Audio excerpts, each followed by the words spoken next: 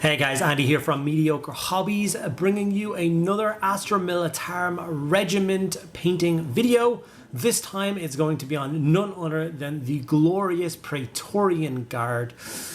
I've actually have quite a large collection of these miniatures and I've used them in many games. So I thought it's about time I show you guys how I paint up my basic Praetorian Guard infantry. Two things before I get into it. One, apologize for the sound you're hearing if you can hear it. I'm not sure if it's coming through the audio. I have a 3D print running in the background and unfortunately I thought it would be done by the time I need to record audio, but that is not the case. It is taking a little bit longer than expected. So I hope that's not too annoying for you guys. Secondly, a huge thank you to all of my patrons. You guys are absolutely amazing, and without your help, I would not be able to continue doing what I am doing. If you are interested in getting involved in that, there are links to it below.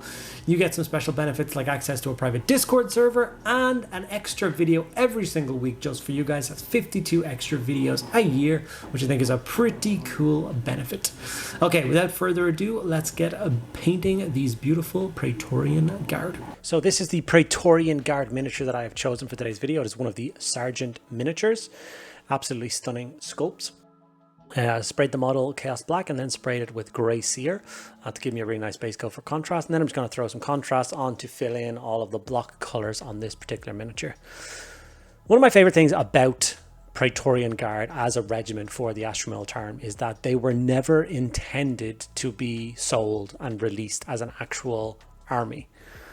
The origins of the Praetorian Guard was they were made for a special game that was in Games Day many moons ago, where they basically replayed the historical battle Zulu, but in this time they changed it out for orcs. So it's called the Battle for Big Tooth River, and we had savage orcs fighting against Praetorian Guards. So all of these guys are only Mordian sculpts. So if you know the Mordian range, these are exactly the same miniatures. Every single model is exactly the same except for the heads. They just chopped the heads off the Mordians and they sculpted these pith helmet heads on top of them. And then they cast up a whole bunch of them and painted them for a game at Games Day. They never intended to sell them, and then there was so much demand for them after that Games Day, people asking when they're coming out, when they can finally buy them, that they were like, oh, okay, hold on, there's a big demand here for these guys. So they released them and they became this special thing. They did a launch box for Christmas. It's a very nice box set. And unfortunately, these guys are long out of print. And I think now I would consider them to be the rarest Imperial Guard regiment that has ever been released. They go for kind of crazy money on eBay. They're difficult to get your hands on.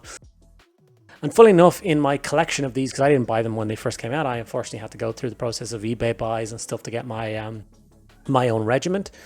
It's the basic lasgun wielding infantry that tend to cost you the most. You can find loads of sergeants out there and loads of special weapons out there, but the quantity of guys with lasguns that you need and trying to find them can be a bit of a disaster. So if you like these particular miniatures and they're something you want to collect, just be aware that it is not going to be an easy thing for you guys to go out and get your hands on enough of them to feel as an Astra Militarum army.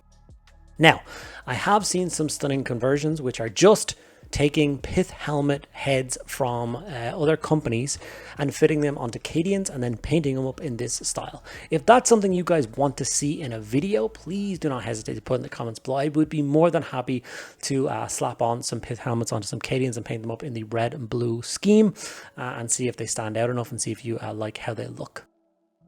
So as you can see, I've very carefully thrown on some base coats, blue pants, red jacket, gold trim for the shoulder guard, Grey Seer for all of the trim, the hat, the ropey thing around his shoulder, which I can never remember the name of. I really got to get kind of like a poster which just has all the military garb bits, and so I can stop forgetting them in videos because I do keep forgetting them. So whatever those things are called.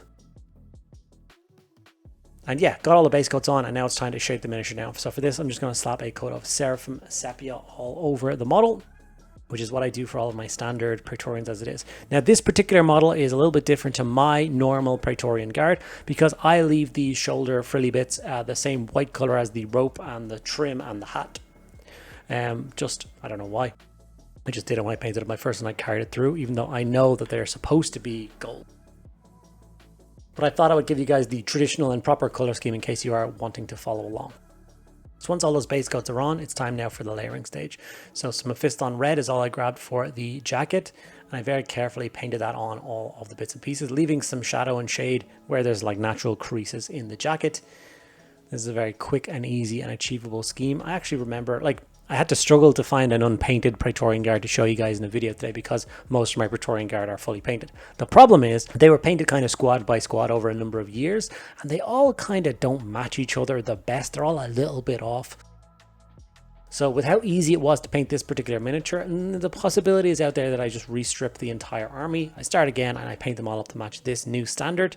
The last time I painted Praetorians was before Contrast had even come out, so I think I can do a better job. Like, this guy definitely turned out better than any model in my actual Praetorian Guard army, which is kind of what has me thinking about the repainting. So I touched up the blue trousers a little bit, and then went back to Grey Seer to sharpen up all of the piping on his jacket, his sleeves, the pith helmet.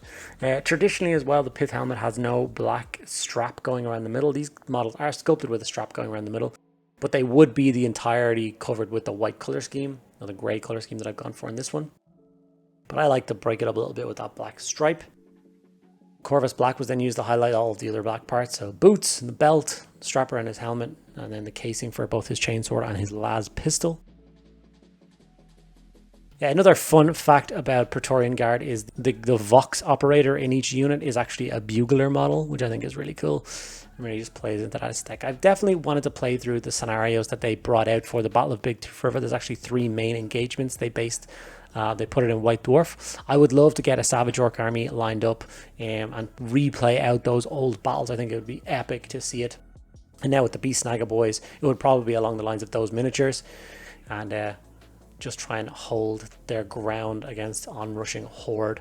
I think will be epic. I hope you guys enjoyed this extra little video showing you guys a Praetorian Guard. It was something that I questioned whether I should do it or not because they are so old, so rare, and so few people will have them that I don't know quite who this appeals to. So hopefully you found this, guys, a bit more entertainment, if not very educational, if that makes sense to you guys. Okay guys, and there we have it. One Praetorian Guard, fully built, fully painted, and ready for the tabletop. If you would like to see a full showcase of my Praetorian Guard collection, let me know in the comments below. I do have quite a nice big collection of it, and I'm sure a couple of people might be interested in seeing it. If you enjoyed the video, make sure you give it a like. Ask me any questions you want in the comments below. I will get back to everybody that does. And if you're not already subscribed to my channel, which about 2/3 of the people that watch my video are not, please take 2 seconds out of your day and hit that subscribe button. It really does make a huge difference. Thank you guys so much for sticking out to the very end. I'll see you in the next video.